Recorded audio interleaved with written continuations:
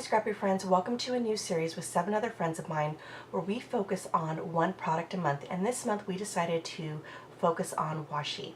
Now this is not my first project, but don't fret, I am going to bring you the original project that I did. But when I got done, I absolutely loved it. It was a 12 by 12 layout and I was all excited, and then I just thought, you know what? I wanted to give you guys something more. This was what the whole purpose of this series was. So I literally needed to step away from my craft room because I thought, what can I do with washi? You know, that's different than how I did it in my original project.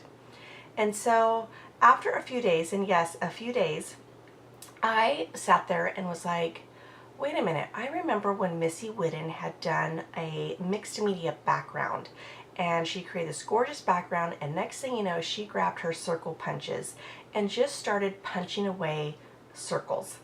And so I thought, I wonder if I could do the same kind of technique but with washi tape. So as you see here, I grabbed some scraps of white cardstock, and I picked white cardstock because I wanted the colors to stay true on the washi.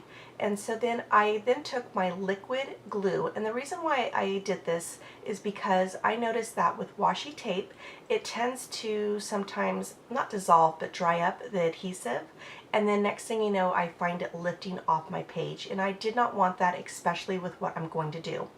So I used my liquid glue and then I placed the washi down.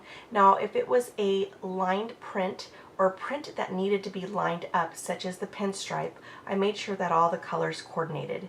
And then next thing you know, I went to my die cutting. Now I have an electric die cutter, which is my Silhouette, and then I have my manual one, which is my Big Shot. I was a little nervous about using my electronic one because I knew that I wouldn't have control over it if it was to jam. And this is my first time even attempting this.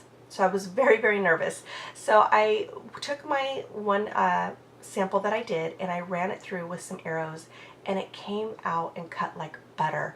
I was so excited that I was like, it is on. So I started grabbing all my dies, arrows, clouds, circles, whatever I could possibly find right there within hand's reach, and I just started cutting away.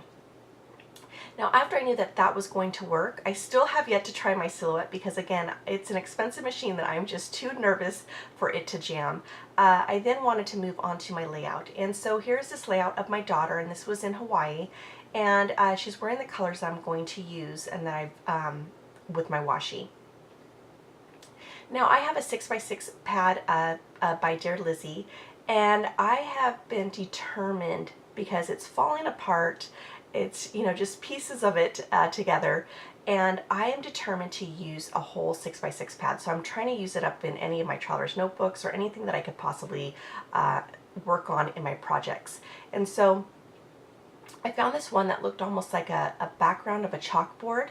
So it's not a true black, but I like the darkness because it contrasts with the colors that it's going against, and that is some very bright, fun summer colors. So I'm going to use that one to map my photo. And then I also have a bits and bobs basket that I always go through before every project to find out if there's anything else that I could add to the project that I'm currently working on. And I found a scrap of a doily, a ticket, and this camera.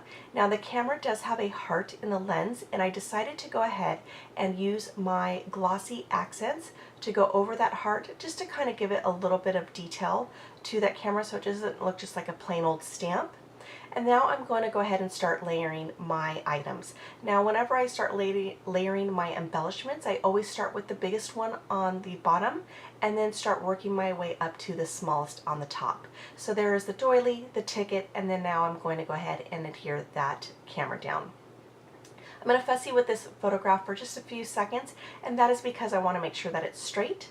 And then I'm going to then go work on the left hand side. Now I'm going to have my design going in a diagonal, and the reason why is I want your eye to go from the top left, working all the way down and looking at all the details that I have on this layout. Now as I'm still fussing with that photograph, you see in that circle with the positive signs that have the gold foiling, there is a little empty space there in the center. At first it was driving me crazy and I was trying to cover that up, But then I was just like, Desiree, just leave it alone, because honestly, when people are flipping through your albums, they're not going to look at every single detail and pick all the things that I might have noticed while they're through, going through my album, because honestly, they only look, they flip through the pages within seconds. So the next, I'm now adhering that paper down. Now I did cut out some turquoise chevron arrows and clouds, and the reason why I decided not to use those ones is it was competing against the aqua pattern paper, and I definitely did not want that. It was too distracting and I did not like the look of it.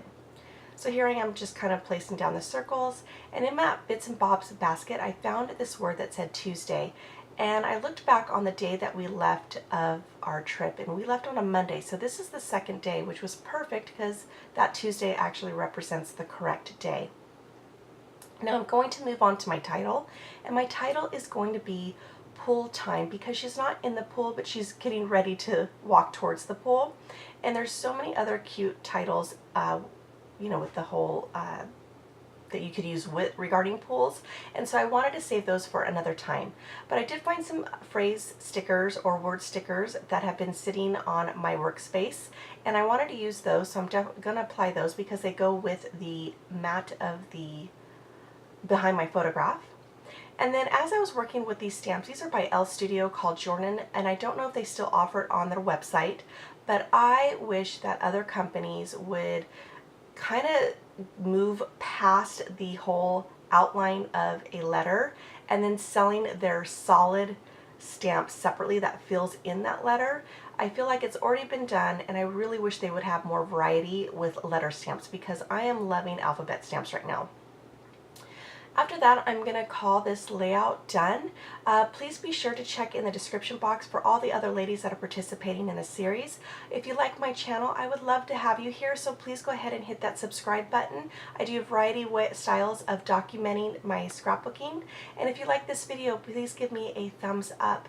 Thank you so much, and you all have an amazing day. Bye.